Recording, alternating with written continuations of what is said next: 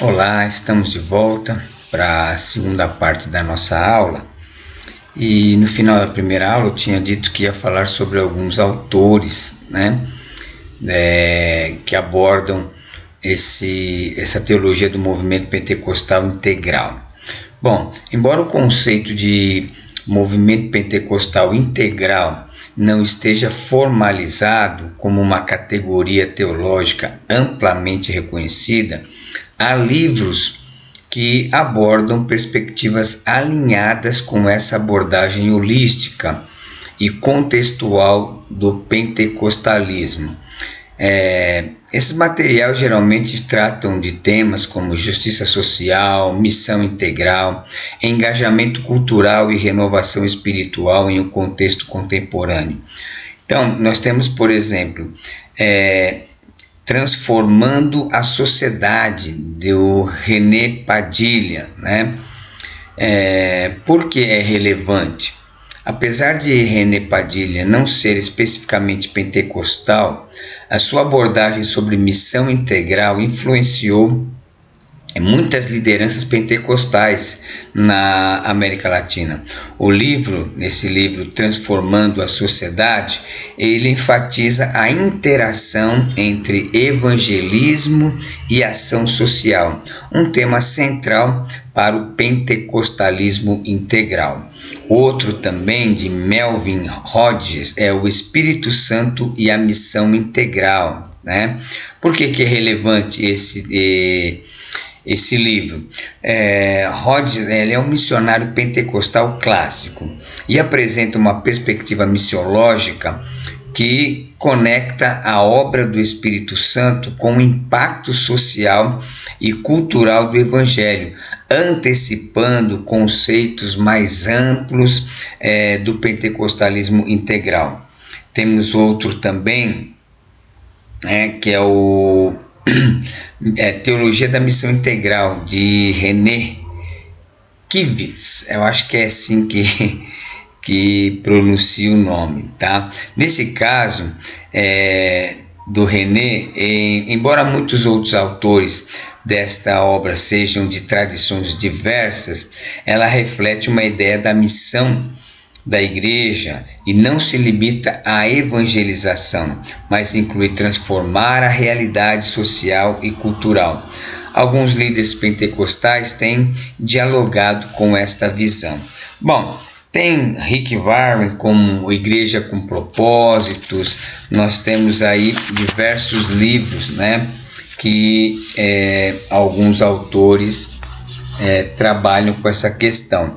Dos conservadores mais tradicionais, nós temos o Donald Gee, que tem um livro chamado Os Dons Espirituais, Ele é conhecido como apóstolo da sabedoria pentecostal. Ele escreveu extensivamente sobre a obra do Espírito Santo com foco nos dons espirituais e sua aplicação prática na igreja. Tem também o Stanley Orton, que em teologia sistemática ele também aborda alguns aspectos da teologia integral. Bom, são diversos, os autores que abordam essas questões, mas como disse, não é uma abordagem já reconhecida e tal, mas é interessante para a gente conhecer aí. E como você viu, o que eu acho assim mais interessante ainda se tratando da teologia do movimento integral, é a questão holística, Eu acho muito, muito interessante essa forma como esse posicionamento teológico ele olha para o ser humano, E isso, eu acredito que isso é uma tendência, até porque o movimento pentecostal integral ele é um movimento que é bastante atual, Está em pleno desenvolvimento também. Eu acredito que talvez para gerações futuras essa visão vai predominar além da visão pentecostal tradicional. Porque hoje não dá para a gente pensar num pentecostalismo unicamente tradicional, né? Que olha o ser humano só dentro da sua perspectiva espiritual, não se atentando para as demais coisas que estão à nossa volta. Eu acho que essa tendência do movimento pentecostal integral ela vai ser daqui a alguns anos a principal visão pentecostal, porque nós precisamos pensar no ser humano de forma global, holística, em todas as áreas e sentidos da vida, tanto na visão material da pessoa, como também na visão ambiental, enfim, em todos os aspectos da vida humana. Bom, a gente vai falar um pouquinho agora do movimento pentecostal hermenêutico, né? É muito importante essa questão, porque a interpretação, a arte de interpretar as escrituras é algo que ela precisa estar bem sintonizada na vida do cristão, principalmente do estudioso da Bíblia, tá?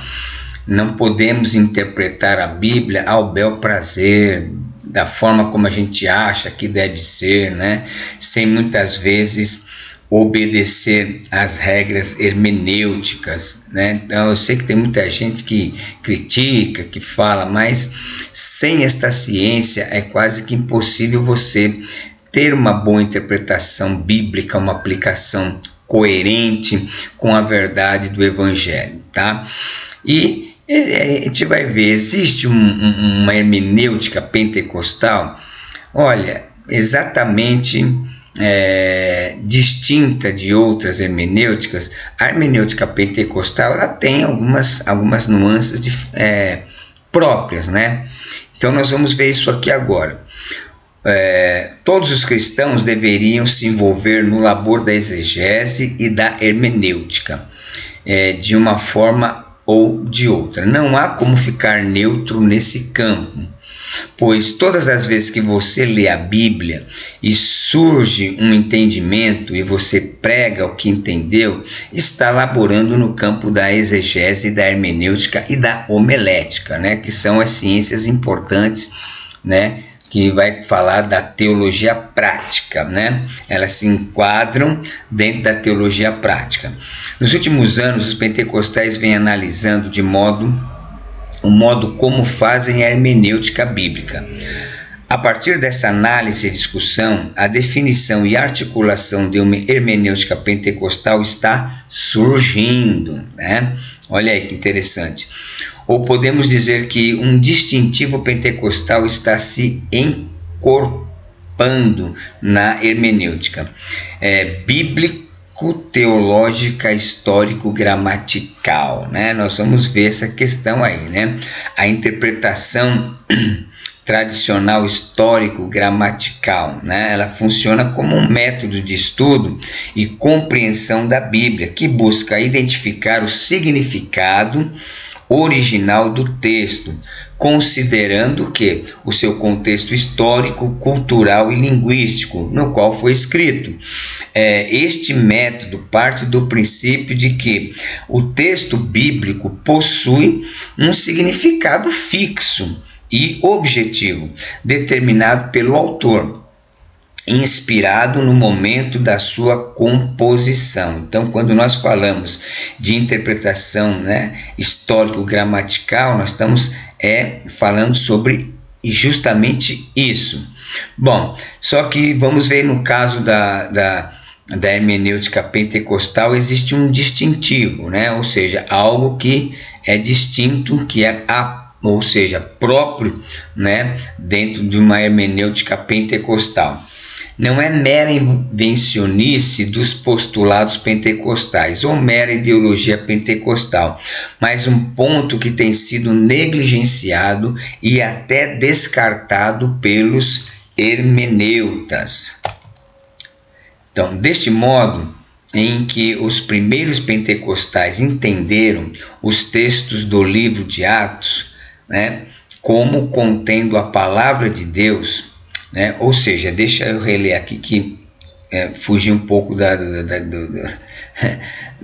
que está dizendo o texto. Ó. Desde o momento em que os primeiros pentecostais entenderam os textos do livro de Atos como contendo a palavra de Deus, também para eles, e não apenas para os primeiros cristãos, um distintivo pentecostal na exegese e na hermenêutica surgiu ou foi revitalizado.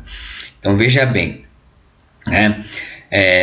Nós não entendemos o livro de Atos, as narrativas de Atos, como apenas uma narrativa histórica de acontecimentos que ocorreram lá no primeiro século.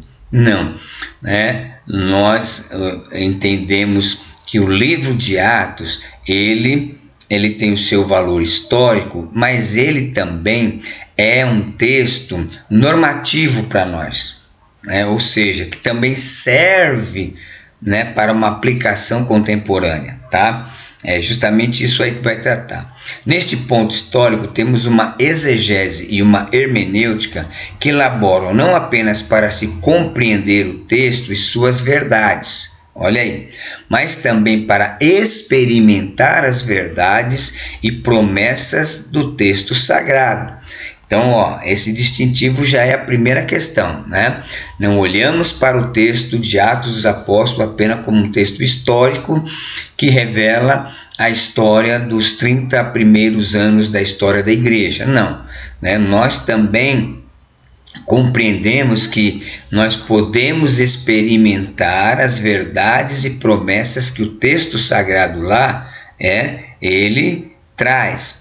Por exemplo, né, que é o batismo com o Espírito Santo, os dons espirituais, tá? Ou seja, a gente entra naquela questão, né, que nós pentecostais, que é um distintivo mesmo nosso, nós cremos que todas aquelas situações podem e acontecem com nós hoje, né? Apesar de que ultimamente, né, nós temos aí tido até uma certa preocupação. Por quê? Porque nós temos visto muito pouco, né, as manifestações de um batismo com o Espírito Santo, de dons espirituais, né? Temos tido aí, parece que uma dificuldade, mas mesmo assim, com essa dificuldade de acontecimentos, de ver essas coisas ocorrerem nas igrejas atualmente, nós continuamos crendo que é para nós, né? Não é apenas algo para o século, que foi algo para o século, para o primeiro século, tá? Então, os primeiros pentecostais não apenas procuraram entender o texto em sua gramática, no contexto histórico, cultural, etc., pontos que não podem ser negligenciados, como procuraram entender que a verdade do texto deveria ser tão real para eles quanto foi para os primeiros cristãos. Então veja bem, né? Aí voltando à mesma coisa, né? Aquele texto, aqueles acontecimentos foram reais e os primeiros cristãos pentecostais creram que aquilo era para eles também, o que vai, né, também trazer para nós a mesma aplicação, né? Nós também cremos. Por exemplo, quando leem o livro de Atos, os pentecostais entendem que a história dos primeiros cristãos não foi registrada para que entende que a história dos primeiros cristãos foi registrada para que norteie nossa vida atual, né? Então veja, não foi apenas lá, aconteceu lá, ficou lá, né? Ficou no lá e então. Não, nossa posição ainda hoje é que a história de lá é o que pode acontecer hoje, que norteia também a direção da nossa vida hoje ainda, né? Da própria igreja, tá? A história deles é a nossa história, postula a hermenêutica pentecostal. A narrativa não é mera história ou exemplos que ficaram nos anais distantes da história da igreja, mas, olha aí, são modelos que nós podemos experimentar atualmente no poder do Espírito Santo que habita a igreja. Aí, então tá aí o ponto X da questão, né? São modelos para nós, não são apenas histórias do primeiro século, tá? Isso tem que ficar bem claro para quem é pentecostal, né? Não é só a história do primeiro século ficou lá, como muitas igrejas, né? Não desmerecendo ninguém, creem dessa forma, tá? Tudo bem, né? Mas o pentecostal verdadeiramente não. O pentecostal enxerga tudo aquilo como modelo para nós experimentarmos também atualmente.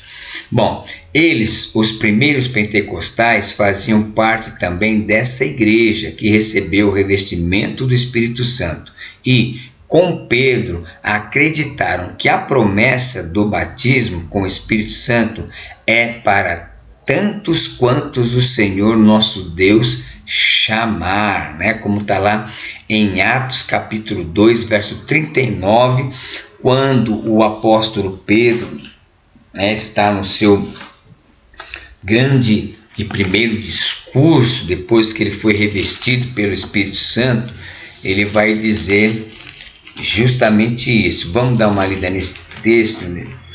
Capítulo 2 de Atos, versículo de número 39. Olha só. Porque a promessa vos diz respeito a vós, a vossos filhos e a todos os que estão longe, a tantos quanto Deus nosso Senhor chamar. Opa! Então veja aqui a fundamentação pentecostal da atualidade, né, dos dons espirituais, do batismo com o Espírito Santo, está no próprio texto, né? Porque Pedro está sendo muito claro aqui, né? Olha só, porque a promessa vos diz respeito a vós, ou seja, aquele público que estava lá no dia de Pentecostes, né? A vossos filhos, ou seja, a geração que vem depois de vocês, tantos e a tantos quanto Deus nosso Senhor chamar, ou seja, está dizendo que todos aqueles que Deus chama para o Evangelho e que o recebe, eles também estão aptos e para receber essa promessa também. Então veja que a nossa hermenêutica interpretativa, né, literal, aponta para a verdade de que aqui Pedro está falando que é para nós também, porque nós também fomos chamados, né? Então podemos dizer que a hermenêutica pentecostal é distinta neste particular. A história da igreja primitiva é a nossa história, ou seja, né, os acontecimentos que ocorreram lá são modelos para nós também hoje, né? Então, o batismo com o Espírito Santo, o recebimento dos dons espirituais, né, tudo isso é para nós também hoje. Então, compreendemos a exegese e hermenêutica que o que eles experimentaram, o batismo no Espírito Santo, nós também podemos experimentar não apenas no campo soteriológico, né? A salvação, ou seja, não é só a salvação que nós recebemos, né, quando aceitamos a Cristo, mas também no pneumatológico, né, diname e carisma, ou seja, o poder, né, que Atos 1:8 vai dizer, e o carisma, que são os dons. Então, nós não só recebemos a salvação, né, quando aceitamos a Cristo, nós também somos participantes, né, do recebimento do poder, né, e dos dons, né, que é o ponto pneumatológico que a gente também está citando aqui. Nós podemos receber. Então, isso é muito claro, tá? Nós, pentecostais, não divergimos dos demais evangélicos sobre a importância desses elementos básicos, ou seja, que elementos? A exegese, a hermenêutica e a homilética, né? A exegese é para compreendermos o texto dentro do seu contexto, ou seja, é o que Gordon Fee vai dizer, é o lá e então. A hermenêutica é a ponte onde a gente traz o de lá e então para o aqui e agora. E a homilética, né, é a estrutura, né, para pregação, a forma como vamos entregar, como vamos preparar. Então, esses 3 elementos básicos, né, nós pentecostais também entendemos que eles são fundamentais, né? Todavia, postulamos a importância das ênfases e distintivos elencados pelos hermeneutas pentecostais. Vamos nos utilizar de 2 elementos básicos, né? Comentando-os com uma ênfase ou distintivo pentecostal. Daí podemos dizer que a hermenêutica pentecostal não é uma hermenêutica alienígena, mas hermenêutica bíblica, histórica, gramatical e teológica, em suas ênfases, né, ou com sua ênfase distintas. Ali faltou um S, né, suas ênfases distintivas.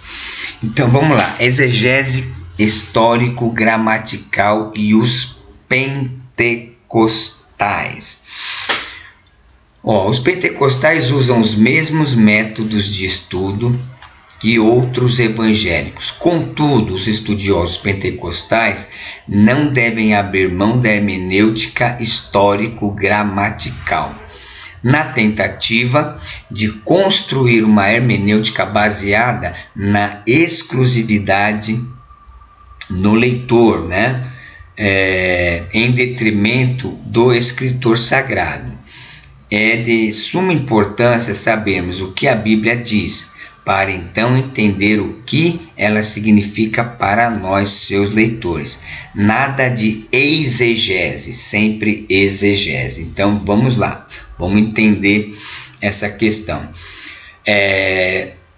Nós não podemos executar uma hermenêutica centralizada e baseada no leitor.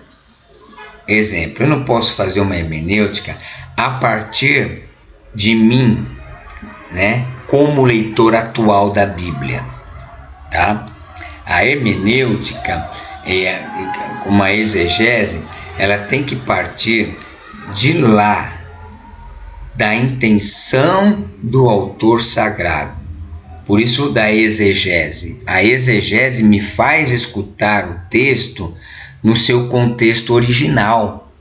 É o lá e então. Eu preciso primeiro ouvir o texto lá e então, como os primeiros, né, ouvintes, os primeiros que receberam o texto, ouviram, para depois trazer para mim, né, para depois trazer para o contexto atual do leitor, que sou eu agora. Então é importante que isso fique bem claro, porque se eu faço uma hermenêutica ou que está centralizada exclusivamente em mim agora, o que vai acontecer? Eu não vou estar exercendo ou praticando uma exegese. Eu vou estar praticando uma exegese, ou seja, eu vou fazer o texto falar o que eu quero o que ele fale. Esse é o ponto crucial. Quando se coloca exclusivamente uma hermenêutica baseada no leitor atual, eu faço o texto dizer o que eu quero. Agora, quando eu escuto o texto, né, como seus primeiros receptores ouviram e receberam e entenderam, aí sim, aí eu tenho a condição de fazer uma ponte hermenêutica para trazer, né, para mim hoje o seu significado e a sua aplicação para a minha vida atual. Então isso tem que ficar muito claro, né, quando nós tratamos de exegese histórico-gramatical, né? E nesse ponto nós somos e fazemos como todos os outros exegetas, né, fazem, né, mesmo de outras igrejas, homens estudiosos sérios que praticam esta ciência para a compreensão das Escrituras. Nesse ponto nós somos todos iguais. Então nós não podemos fazer uma exegese, fazer o texto dizer o que eu quero. Eu não posso simplesmente pegar a Bíblia e dizer, ele está falando aqui para mim isso, aquilo. Não é assim que se interpreta o texto bíblico, tá? Porque aí eu vou fazer o texto falar o que eu quiser, né? E não é assim. É lógico que você vai perguntar, vai dizer assim, mas não precisa de exegese para entender, não, para não mentir, para não ser falso, para amar o próximo, para amar a Deus acima de todas as coisas. É lógico que não precisa de uma exegese, de uma hermenêutica para fazer uma aplicação sobre essa questão. Mas as Escrituras têm muito mais e outras complexidades que precisamos dessa ciência. Para quê? Para a gente não fazer a Bíblia falar o que a gente quer, né? Porque aí, meus irmãos, vira uma bagunça. Cada um vai fazer a Bíblia falar o que bem entender, o que ele quiser. Por isso, nós temos aí, não construir uma hermenêutica baseada exclusivamente no leitor, em detrimento do escritor sagrado. Então, nós precisamos entender qual foi a compreensão e como receber os primeiros lá, para depois fazer essa ponta hermenêutica para nós aqui, tá? Antes de passarmos para o outro slide, por exemplo, os prazos principais para uma interpretação histórico-gramatical. Por exemplo, nós temos 5 coisas que é importante. A primeira delas é o contexto histórico. O que o contexto histórico vai fazer? Ele vai examinar o ambiente cultural, político, religioso e social da época em que o texto foi escrito. Isso é fundamental na interpretação, tá? Se a gente não obedece essa dinâmica, a gente vai ter dificuldade para compreender o texto, e aí vamos estar falando o que a gente acha que o texto está falando, o que a gente quer que o texto fale. Então, primeiro passo, contexto histórico, que vai examinar o ambiente cultural, político, religioso e social da época em que o texto foi escrito. Isso inclui entender as circunstâncias do autor e dos leitores originais, como guerras, costumes, leis e tradições. Tá? Segundo ponto dentro da interpretação histórico-gramatical é a análise gramatical, ou seja, estuda a estrutura linguística do texto, analisando o significado das palavras no idioma original hebraico, aramaico e grego, que são os idiomas em que as escrituras foram escritas. Isso envolve identificar tempos verbais, formas de discurso e construções sintáticas, tá? É um passo importante. Palavras mudam de sentido e isso tem que ser observado. Outro sim, o idioma original da Bíblia, tanto o hebraico como o grego, que são as maiores partes, temos algumas partes em aramaico, principalmente no Antigo Testamento, são idiomas muito diferentes do nosso. Então, uma palavra, ela pode ter um sentido mais aprofundado, diferente do sentido que a palavra tem hoje. Então, um estudante sério das Escrituras, ele vai ter essa preocupação, de entender isso. Por quê, meus irmãos? Deixa eu dizer uma coisa para vocês.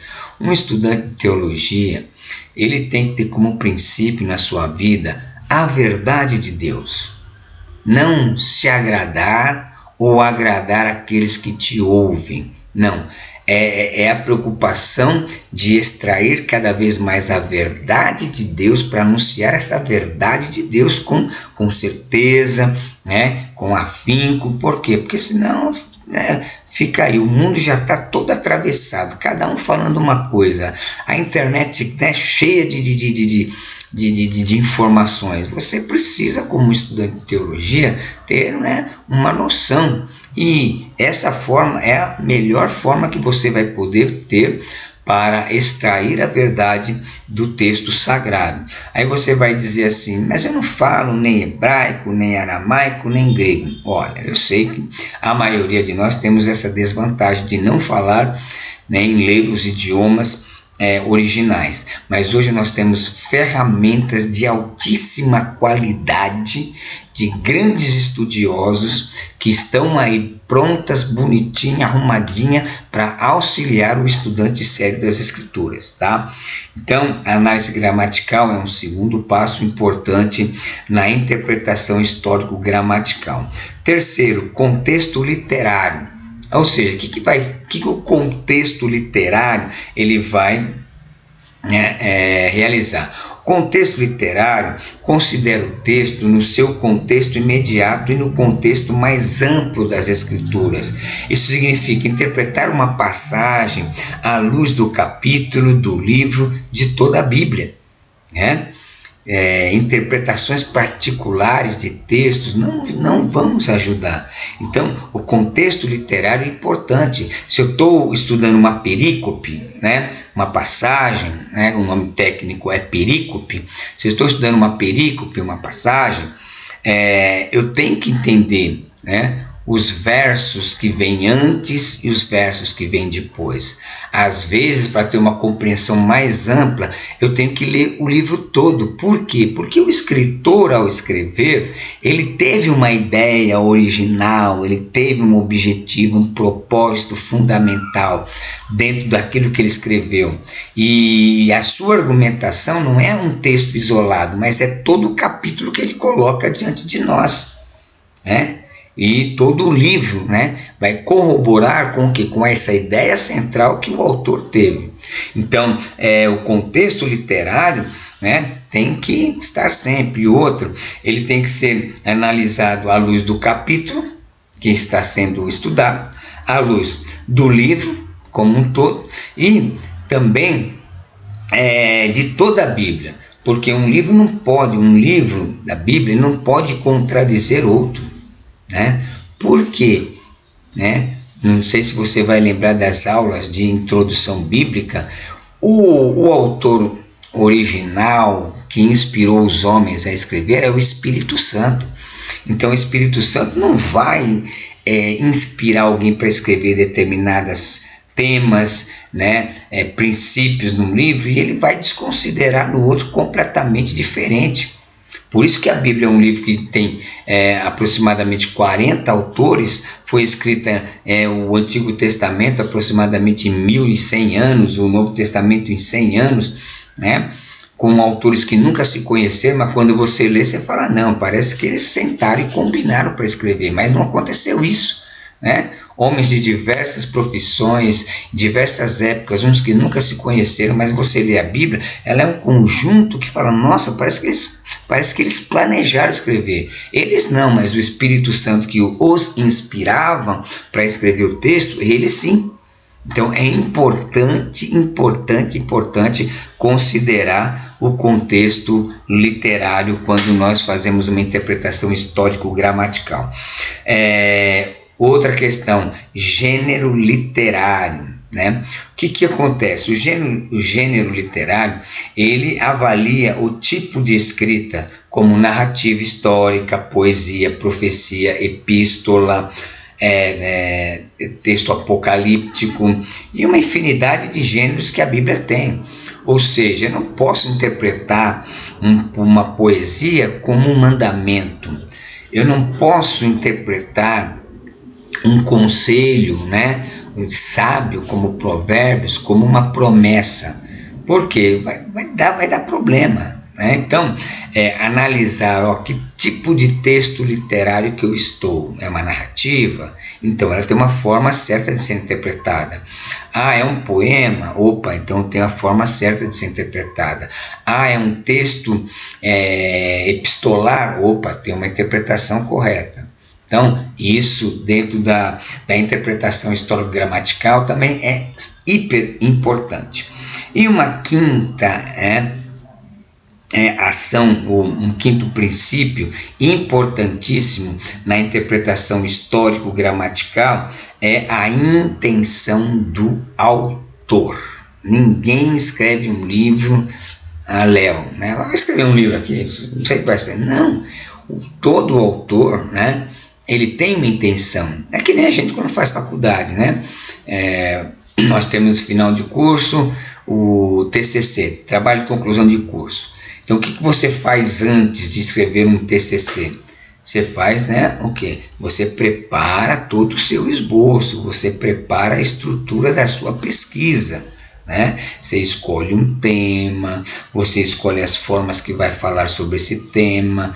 Então, todo escritor, mesmo que naquela época talvez os escritores bíblicos não fizeram aí um projeto, né? Projeto de TCC, mas todos eles tiveram um propósito específico, né? Um propósito que eles tiveram para escrever aquele livro. Então, esse princípio é importante, é buscar entender o propósito e a mensagem que o autor desejava comunicar aos seus leitores originais, tá? Então, é importante que a gente entenda todos esses princípios, né? E essa questão, né, da interpretação histórico-gramatical, ela tem um objetivo. E qual é o objetivo? O objetivo principal da interpretação histórico-gramatical é determinar o sentido original do texto bíblico, respeitando a intenção do autor e o entendimento do público original. A partir disso, aplica-se o princípio extraído à vida contemporânea, de forma a permanecer fiel ao significado das Escrituras. Então, essa abordagem é amplamente aceita por todos os cristãos, conservadores e teólogos evangélicos e pentecostais, por sua ênfase na fidelidade ao texto e na rejeição de interpretações subjetivas ou alheias ao contexto original. Então guarda bem isso, né, que isso vai ser muito importante quando a gente for estudar a disciplina de hermenêutica. Bom, vamos lá. Os intérpretes pentecostais cuidadosos devem concordar com outros evangélicos que a maneira de se interpretar a Bíblia é trabalhar para descobrir o significado pretendido do texto através do uso do método histórico-gramatical. Pentecostais argumentam contra a interpretação de estilo alexandrino, que alegorizavam. Bom, vamos entender essa questão de interpretação de estilo alexandrino. No final do primeiro século, segundo século, aí, vai nascer duas escolas interpretativas das Escrituras. Uma delas é lá em Alexandria, tá? Que começa a dar uma interpretação da Bíblia chamada do método alegórico, tá? Então, o método alexandrino de interpretação alegórica foi desenvolvido na escola de Alexandria, no Egito, um importante centro de ensino cristão nos primeiros séculos da Igreja.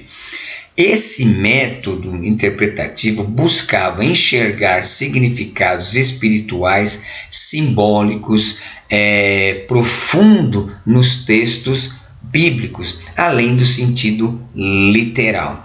Influenciado pela filosofia grega, né? Especialmente por Platão e pela interpretação alegórica dos textos homéricos, os intérpretes alexandrinos viam as Escrituras como um tesouro de verdades espirituais que podem ou que podiam ser descobertas por meio da alegoria. É aquela questão, né, de enxergar algo mais profundo. Irmão, isso é meio perigoso, irmão. Sabe? Já viu aquelas pessoas que vai pregar, Deus me deu uma revelação nesse texto. Olha, quando algumas pessoas falam isso, dá até um arrepio, porque, né, é complicado você querer descobrir significados ocultos dentro do texto. Sabe por quê? Porque Deus, ele não vai revelar uma coisa, não vai dar sua palavra em termos obscuros, onde você tem que ficar cavocando coisas, né? Coisas que às vezes nem existe dentro do texto, um significado oculto, escondido, tal. Deus sempre falou de forma clara, né? Então esse tipo de interpretação ele é um tanto perigoso. E naquela época surgiu, né, essa escola e também nessa época surgiu uma outra escola, a escola de Antioquia. A escola de Antioquia já fazia uma interpretação bíblica mais literal. Então, logo nos primeiros anos, né, depois do primeiro século, né, no segundo século em diante, surgiu essas duas escolas de interpretação. Teve as duas escolas, teve grandes teólogos e tal, tá? Só que esse método alexandrino depois ele foi completamente deixado para trás, porque viu-se que não tinha condições de querer descobrir significados ocultos e escondidos, né, das escrituras. Mas, né, teve muitos bons teólogos, tá? Bom, então, de interpretação de estilo alexandrino que alegorizavam o texto, que alegorizavam o texto. Não descartamos necessariamente o uso da alegoria para ilustrações, explicações ou aplicações. A Bíblia tem essa figura de linguagem, né, aos montes, né? Então a gente não descarta, mas sabendo utilizar de forma correta dentro dos padrões de interpretação. Né? Bom, os pentecostais exegéticos pneumatológicos também rejeitam qualquer coisa semelhante aos múltiplos esquemas de significados característicos da Idade Média, ou a reivindicação de que algum tipo de insígnia, né, percepção mítico indisponível para outros evangélicos, ou seja, né, na Idade Média tinha muito dessa questão também, né, de percepções místicas, né, de texto, né, houve muito dessa questão. Bom, deve-se notar que alguns populares pregadores pentecostais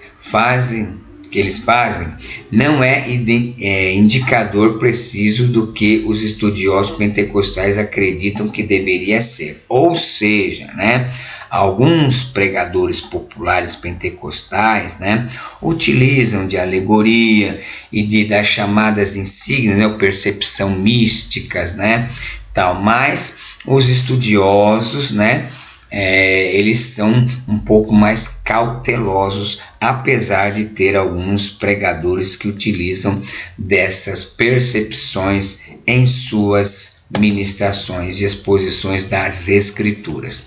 Então, determinados pentecostais demonstram um talento para interpretações fantasiosas e mirabolantes, mas esses métodos e conclusões não são ensinados em faculdades, seminários, escolas teológicas e institutos bíblicos pentecostais sérios, e não representam uma hermenêutica pentecostal legítima espossada por estudiosos, pastores e pregadores competentes, tá?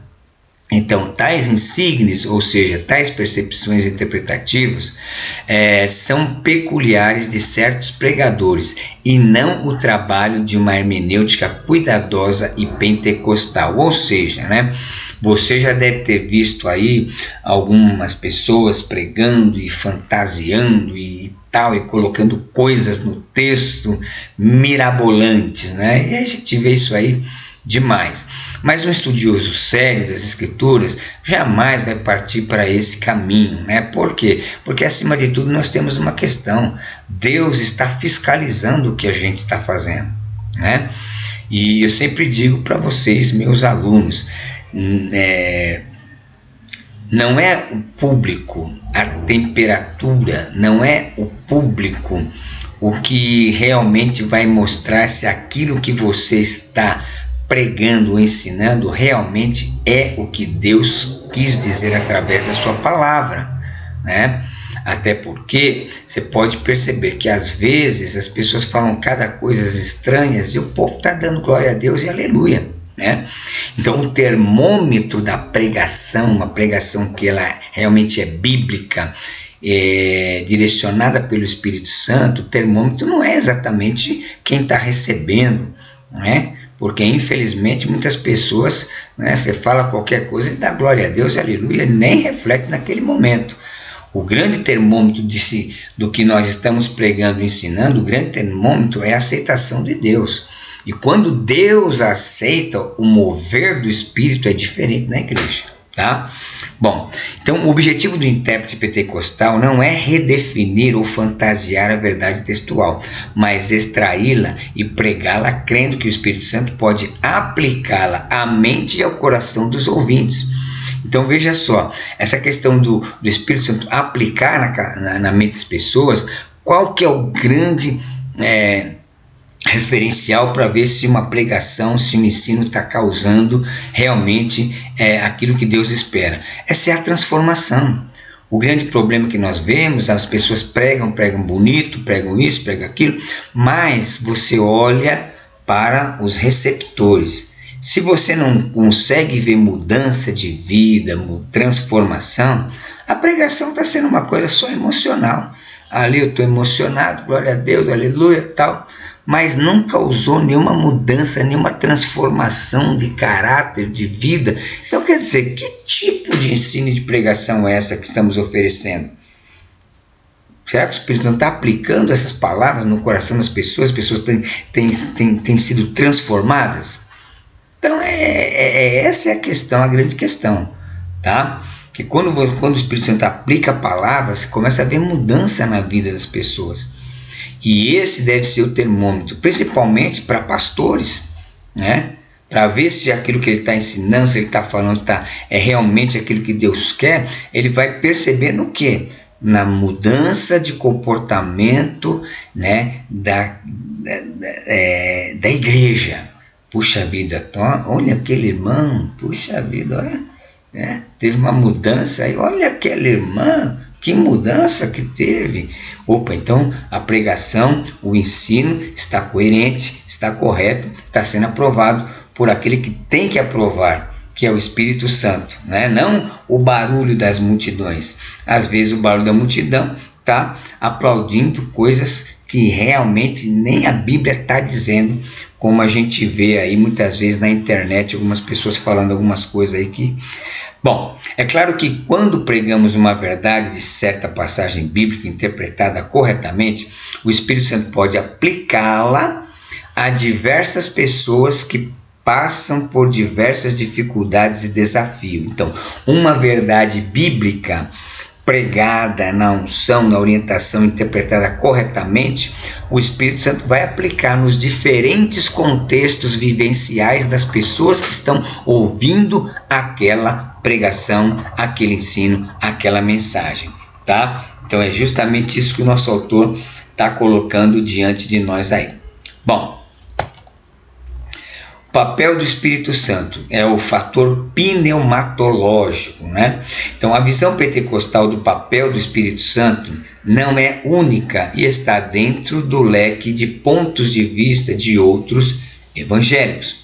Todos os evangélicos afirmam que o Espírito Santo desempenha um papel vital na interpretação. Isso deve ser colocado na mesa do debate hermenêutico. Então, o fator pneumatológico na hermenêutica não é a invenção dos pentecostais, mas apenas um distintivo do labor pentecostal na hermenêutica bíblica. Ou seja, até na interpretação, né, do texto, até no estudo que fazemos, a atuação do Espírito Santo é fundamental. Se o Espírito Santo, no estudo também ele está agindo, não é só na hora da entrega. Antes do pregador, antes da pessoa pregar, do professor ensinar, o Espírito Santo tem que estar atuando já na vida dele, né? Então, é essa a questão. Aí, como diz aí, no caso dos pentecostais, vemos o esforço, aqui está errado, tá? O esforço de não negligenciar este fator como outras tradições têm negligenciado. Ou seja, tem algumas tradições que não se importam com isso, né? Preparam aqui, não se incomodam, né? Se aquilo que estão fazendo está tendo aquela real direção do Espírito Santo. Não, para o pentecostal não, o Espírito Santo tem que estar no preparo, assim como ele tem que estar na hora de transmitir e de passar a mensagem, né? Bom, outros sim, nós os pentecostais entendemos que o fator pneumatológico na hermenêutica não é mero adendo no labor dos estudos exegéticos e hermenêuticos, mas o princípio, o meio e o fim de toda exegese hermenêutica bem sucedida, ou seja, sem a direção do Espírito Santo, sem a atuação do Espírito Santo. Por isso que a vida do pregador, do professor, daqueles que estão nesse âmbito, tem que estar direcionada pelo Espírito Santo, né? Porque é ele realmente, né? Não é muitas vezes às vezes a pessoa pensa assim, né? Ela fez um esboço, então aí é um esforço humano. Opa, peraí, teve um esforço humano? Teve. Mas nesse preparo, nós cremos que quem ajudou a preparar não foi simplesmente a intelectualidade, né, do exegeta, não, mas é o Espírito Santo orientando também dentro do estudo, né? Então isso tem que ficar muito claro, né? Porque se a gente tirar isso aí, se eu, por exemplo, for preparar uma aula ou preparar uma mensagem, simplesmente preparar, não crendo que toda a metodologia que eu vou usar ali, o Espírito Santo está dentro para me ajudar a chegar naquilo que ele quer, então, né, vai ficar um negócio muito vago, muito humano. Muito humano, e não é isso. Por isso que o fator pneumatológico é a presença do Espírito Santo no preparo, na entrega, em todos o momento, né, que nós estamos realizando esse trabalho. Bom, o papel dos vários gêneros literários na Bíblia. Nós já falamos um pouquinho sobre isso, mas vamos ver o que o nosso autor colocou aí. Os pentecostais, ele vai falar aqui mais praticamente das narrativas, tá? Não vai falar exatamente de todos os gêneros literários, mas vai falar das narrativas porque os pentecostais, nós abordamos as narrativas de forma diferente de muitas outras tradições, né? Nós não vemos as narrativas simplesmente como uma história, não. Nós vemos as narrativas que têm pontos importantes de valor didático e que também, né, nos ajuda até na construção de doutrinas e de práticas de fé, tá? Por isso que ele vai destacar aqui mais especificamente as narrativas, porque é um dos gêneros mais utilizados, né? É um dos gêneros mais utilizados. Bom, os pentecostais veem as narrativas históricas como tendo valor didático maior do que a maioria dos evangélicos e as usam muito mais na construção de doutrinas e práticas de fé. É lógico, obedecendo, né? Obedecendo também toda a questão literária, né? É pegar tintim por tintim, detalhe por detalhe, como faz os alegóricos e dando significado. Não é bem assim, né? Existe toda uma metodologia que se utiliza das narrativas de forma didática e até doutrinária, mas não é de qualquer jeito.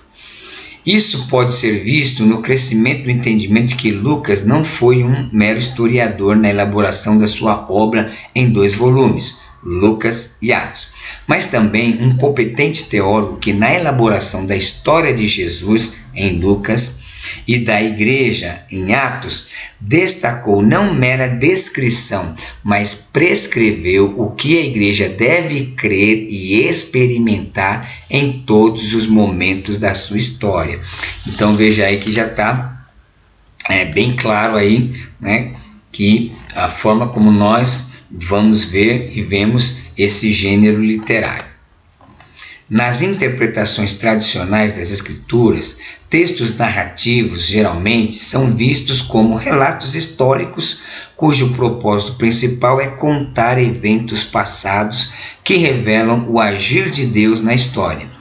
Esses textos são entendidos como descritivos, ou seja, descreve o que aconteceu, mas não necessariamente prescrevem o que deve ser feito em situações semelhantes. Por exemplo, eventos como a travessia do Mar Vermelho ou a queda das muralhas de Jericó são vistos como demonstração de poder e soberania de Deus, mas não são tomados como manuais de ação para o presente. Por outro lado, no entendimento pentecostal, há uma ênfase especial no valor didático das narrativas bíblicas. Pentecostais frequentemente interpretam esses textos como mais do que relatos históricos. Eles acreditam que as narrativas possuem princípios espirituais e práticos que podem ser aplicados na vida cotidiana dos crentes. Isso se deve em parte à convicção de que o mesmo Espírito Santo que agiu no passado está ativo hoje, o que torna os eventos bíblicos modelo de fé, poder e intervenção divinas. Então vamos dar um exemplo. Por exemplo, as experiências de Elias no Monte Carmelo ou dos apóstolos no livro de Atos são vistas como inspiração para a oração fervorosa, busca por milagres e experiências diretas com Deus. Puxa, não que você vai pegar a narrativa de Elias e falar, eu vou orar e Deus vai mandar fogo, vai comer. Não, mas você olha assim, peraí, a oração, Elias orou, de forma ali fervorosa, mesmo que foi por poucos segundos. E outra, quando você vai olhar a história, do Elias, quando ele aparece em cena, falando com Acabe, ele diz, olha, não vai chover durante tal tempo, segundo a minha palavra. Você fica assim até impressionado. Ele não fala segundo a palavra do Senhor, ele fala segundo a minha palavra. E aí você pergunta, por que tanta convicção que ele pode ter que não vai chover nesse tempo, se ele não é Deus, se ele é simplesmente um profeta? Mas você vai lá em Tiago, acho que 4, 7, diz que Elias era um homem sujeito às mesmas paixões que nós, mas que orou insistentemente para não chover, e durante 3 anos e pouco não choveu. Então,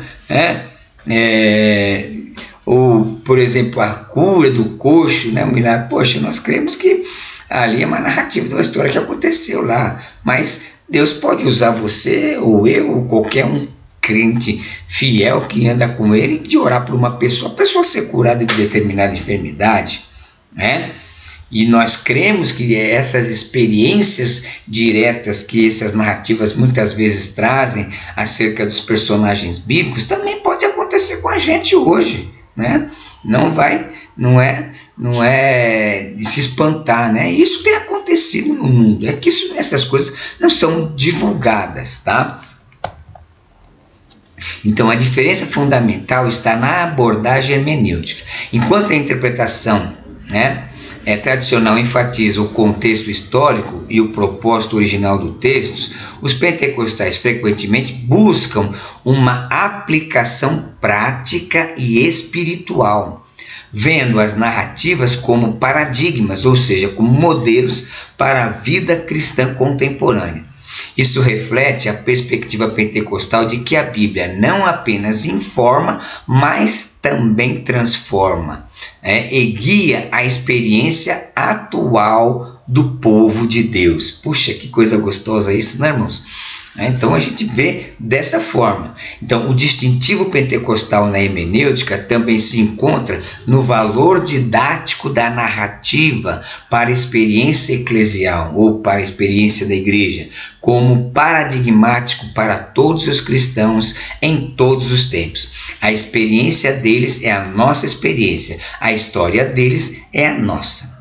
No entanto, vale pontuar que, visto que os pentecostais usam as narrativas mais do que outros evangélicos, eles o devem fazer com cuidado, usando as passagens narrativas e didáticas, em vez de simplesmente tomarem as descrições bíblicas como prescrições em todos os casos, ignorando o impacto apropriado do restante da Bíblia. Então, como nós falamos anteriormente, né? Apesar de termos as narrativas dessa forma, nós temos que olhar para o restante da Bíblia, né? Se de certa forma houver alguma contradição dentro daquela aplicação que nós estamos tentando trazer para nós, então deve-se rever essa interpretação narrativa, ok? E a experiência pessoal, né? Isso aí é uma das coisas extremamente importantes. E o que vai ser essa experiência pessoal, ou experiência subjetiva, ou experiência empírica, né? Tudo isso vai dar na mesma coisa, experiência pessoal, experiência particular, né? Todos esses conceitos vão dar no mesmo significado. Então, todos os intérpretes, intencional ou inadvertidamente, incorporam a experiência pessoal em sua hermenêutica. Os pentecostais, porém, fazem isso de forma consciente, intencional e crítica. Tal abordagem, entretanto, não deve ser uma versão pentecostal da nova hermenêutica, com seu subjetivismo existencial centrado no homem leitor, onde o significado autoral é negligenciado e às vezes propositadamente rejeitado e governado estritamente pela razão humana e pela experiência pessoal do leitor, tá? Ou seja, eu ser influenciado pela minha própria experiência pessoal na questão da interpretação não pode se tornar uma coisa exclusivamente subjetiva, né? Ou seja, não é porque comigo foi daquele jeito que vai ser o padrão para tudo e para todos. É justamente o que ele está dizendo aí, ó. Tal abordagem, entretanto, não deve ser uma versão pentecostal da nova hermenêutica com seu subjetivismo existencial centrado no homem, leitor, onde o significado autoral é negligenciado e às vezes propositadamente rejeitado e governado estritamente pela razão humana e pela experiência pessoal do leitor. Ou seja, não podemos ter uma interpretação, principalmente quando se trata até de narrativas ou de qualquer outro texto, a partir unicamente da minha experiência, né? Ou seja, comigo foi assim, com todo mundo é igual. Opa, para aí, né? Todo mundo, cada um tem uma impressão digital, não existe uma impressão digital igual no universo. Então, da mesma forma, não podemos partir para esse extremo, tá? Então, uma legítima hermenêutica pentecostal afirma que o texto tem um significado objetivo e que esse significado é absoluto, e não que o significado e o que significa para mim, em que o subjetivismo do leitor governa a interpretação. Não é o que significa para mim, é o que o texto tem que significar, porque ele aí é abrangente para todos. Então, deve-se pontuar que existe um abismo. Olha aí, isso aqui é importante, né? Essa aqui é uma aula de hermenêutica mesmo, tá? Deve-se pontuar que existe um abismo entre o texto e o intérprete, e que esse abismo precisa ser transposto ou levantada uma ponte para captar o que o texto diz, né, e significa, são válidos. Vejamos pelo menos 4 abismos principais que precisam ser transpostos para compreender adequadamente o texto bíblico. Esses abismos dizem respeito às diferenças entre o contexto original das Escrituras e o mundo contemporâneo, né? O de lá então para o aqui e agora. São eles: abismo histórico. Ou seja, o que é o abismo histórico? Refere-se à diferença temporal entre a época em que a Bíblia foi escrita e a nossa realidade atual, tá? Isso tem que ser levado em consideração. Eu não posso pegar tudo do lá e então e trazer tudo para o aqui e agora, que aí eu vou trazer coisas que não é necessário, coisas que não é para nós. Lembra? Nós começamos no início tem um contexto cultural, social, né, histórico, né, do período, né? Então eu não posso trazer tudo de lá para cá. Então é necessário entender o cenário histórico em que os textos foram produzidos para captar sua mensagem original. Então, contexto do abismo histórico, né? O segundo abismo é o abismo cultural, que destaca a diferença de costumes, valores e prática entre as culturas bíblicas hebraica, judaica, greco-romana e a cultura contemporânea. Compreender esses aspectos é essencial para interpretar o significado do texto no contexto em que foi escrito, certo? Você vai lá em Coríntios, a mulher tem que usar o véu. Poxa, lá isso é um contexto cultural, né? Você precisa entender lá. Senão você quer trazer para cá, como é que fica? Né? Aí Paulo vai dizer também, que a mulher não fale na igreja, que a mulher não ensine o homem. E aí? Se aplicar isso hoje, né? Proibir as irmãs de falar, mandar usar o véu, e a mulher não pode dar opinião de nada, né? Nossa, trazer isso para cá hoje é complicado. Então, se você fizer um estudo, né, cultural dos costumes, dos valores e das práticas daquele tempo, você vai entender muito bem porque Paulo escreveu daquele jeito para os coríntios. E que se fosse uma orientação doutrinária, ele ia mandar em todas as igrejas fazer a mesma coisa que ele mandou fazer em Corinto. Só que não foi isso que aconteceu. Então o abismo cultural também tem que ser levado em conta. O abismo linguístico, isso é outra questão importante. Ou seja, trata-se da diferença de idioma. Uma vez que a Bíblia foi escrita originalmente em hebraico, aramaico e grego, a tradução para línguas modernas exige cuidado para preservar o significado pretendido pelos autores originais. Por exemplo, vamos pegar o hebraico antigo, que não tinha vogais, né? Só consoantes. Você já imaginou como é que vai traduzir determinadas coisas? Na tradução, o que acontece? Quando não existe uma tradução de palavra, né? E eles não conseguem, porque não tem como traduzir aquilo, o que eles vão fazer? Eles trazem o sentido do que está dizendo ali, mas não uma tradução ao pé da letra, palavra por palavra, tá? Então, o abismo linguístico também tem que ser levado em conta, tá? E o quarto aí, o abismo geográfico, que refere-se à diferença nos cenários físicos e geográficos que aparecem no texto bíblico, como cidades, montanhas e territórios, os quais muitas vezes possuem significados simbólicos ou práticos específicos. Então veja, né? Se a gente não observar no mínimo esses quatro abismos existentes entre o texto bíblico e nós hoje, você imagina quanta coisa que pode ser deturpada e quanta coisa que a gente pode falar dizendo que é palavra de Deus, mas não é palavra de Deus, não é aquilo que Deus quis fazer. E outra, Deus deixou todas essas ciências para interpretação para a gente estudar e fazer a coisa certa. Então, para transpor esses abismos, enfatizamos a importância da hermenêutica bíblica e da exegese fiel, considerando os contextos históricos, culturais e literários, além de buscar a iluminação do Espírito Santo para interpretar corretamente as Escrituras. Então tá aí, né, um pouquinho da hermenêutica. Nós vamos ter essa matéria e aí vai dar para a gente trabalhar um pouquinho mais aprofundado nessas questões aí quando chegar a matéria, ok?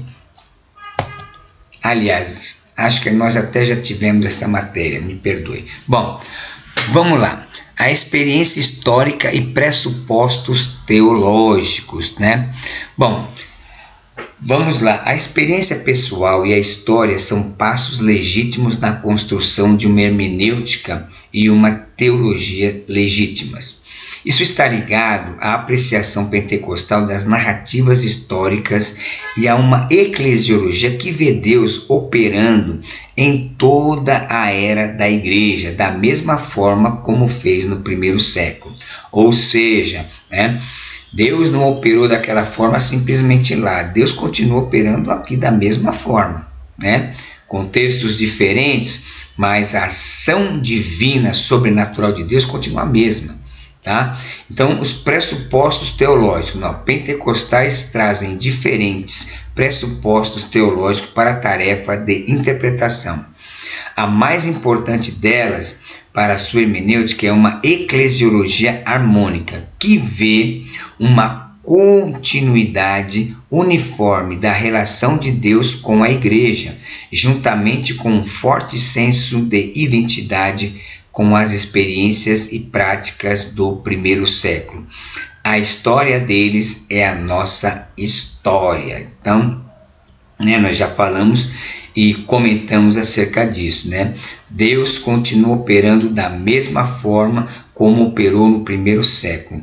E assim como foi a história deles, é na nossa hoje. Deus está agindo, Deus está trabalhando e nós temos toda a possibilidade de vivenciar os grandes feitos que ocorreram no primeiro século, temos hoje. Se nós não estamos fazendo nem conseguindo isso, é simples e puramente porque nós estamos com alguma dificuldade. Mas o Deus é o mesmo, a palavra é a mesma, a ação é o mesmo Espírito e nós precisamos olhar para isso. Então, nós pentecostais não acreditamos, desculpa, Deus ficou em letra minúscula aí, mas foi um erro de digitação, que Deus tenha orientado os escritores bíblicos para registrarem as histórias e experiências de seus filhos e filhas simplesmente como meras narrativas distantes, para simples arquivos e lembranças de quão glorioso foram os primeiros dias da igreja. Nós entendemos, olha aí, que a promessa não é unicamente para eles, mas também para nós que fomos chamados por Deus, assim como eles foram. Temos a mesma eclesiologia, uma eclesiologia pneumatológica. O que é isso? Uma igreja em que a ação do Espírito Santo também é da mesma forma como foi no primeiro século. Então, uma eclesiologia pneumatológica, uma ação do Espírito Santo na igreja. Nós desejamos o mesmo poder revestidor que eles experimentaram quando esperaram em fervorosa oração. Atos 1:14, o texto vai dizer que eles estavam aproximadamente em 120 orando, juntamente com as mulheres e a mãe de Jesus e tal, quando vai acontecer o batismo. Entendemos que o Pentecostes, o derramamento do Espírito Santo é para todos os filhos e filhas de Deus, em todas as épocas, como está lá em Atos 2:39. Existe então uma hermenêutica pentecostal. Estudiosos como Richard Israel têm apontado o perigo de se desejar uma nova hermenêutica pentecostal, motivados por uma ideologia como algumas hermenêuticas marxistas e feministas o são. Israel acrescenta que uma ideologia pentecostal não é hermenêutica, é a invalidação do horizonte do texto pelo intérprete. Esse estado de espírito pode impor uma ideologia estrangeira ao texto das Escrituras, fazendo que o texto signifique o que o escritor sagrado Esse estado de espírito pode impor uma ideologia estrangeira ao texto das Escrituras, fazendo que o texto não signifique não o que o escritor sagrado pretendeu, mas sim o que o leitor quer que o texto diga para apoiar sua própria ideologia.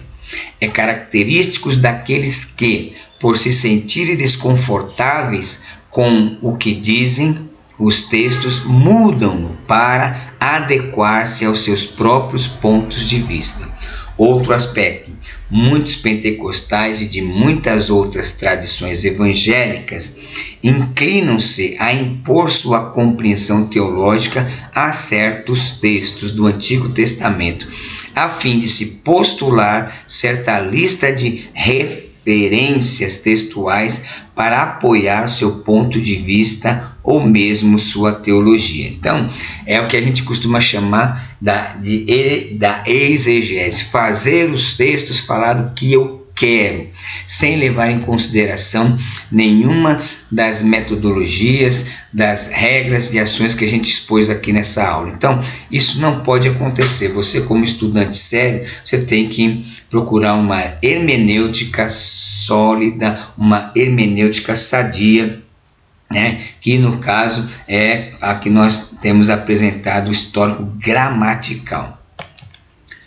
Então, quando falamos de hermenêutica pentecostal, não queremos laborar na ideologia pentecostal, mas destacar o distintivo do fator pneumatológico como de suma importância para o entendimento, compreensão e experimentação da verdade textual, resultando no encontro com Deus em Cristo, que é mediado pela unção do Espírito Santo, essa unção que nos ensina. Então, o distintivo pentecostal dentro da hermenêutica é justamente essa ação do Espírito Santo, como em tudo na vida do cristão pentecostal. Que Deus abençoe. Na próxima aula nós vamos dar continuidade ao nosso tema movimento pentecostal. Aliste as suas dificuldades, aquilo que talvez você possa não ter entendido, e depois envia para mim, para a gente estar respondendo as questões e também ampliando e trazendo com mais clareza algum ponto que talvez você não tenha conseguido compreender de maneira simples, clara e objetiva. Que Deus vos abençoe e até a próxima. Fiquem na paz do Senhor.